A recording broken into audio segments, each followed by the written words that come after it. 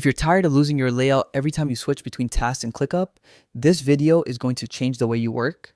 Today, I'll show you exactly how to save your view in ClickUp quickly, cleanly, and the right way. Whether you're managing a team or organizing your day-to-day tasks, this simple trick can boost your productivity instantly. So let's dive in.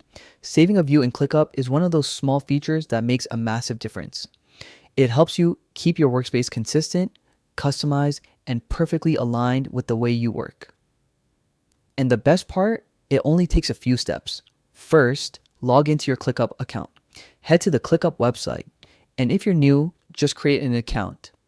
It only takes a minute. Enter your email and password carefully, and if you want an extra layer of protection, use a password manager to keep your login safe and secure. Once you're in, you'll land on your dashboard. From here, go straight to your home screen. Now, make sure you choose the correct workspace, especially if you're part of multiple teams. For example, if you have something like NaN workspace, select that one so you're working in the right environment without any mix-ups. Next, enter a spaces help you organize folders, lists, and related projects in a clean structure. Choose the one where you want to save your view.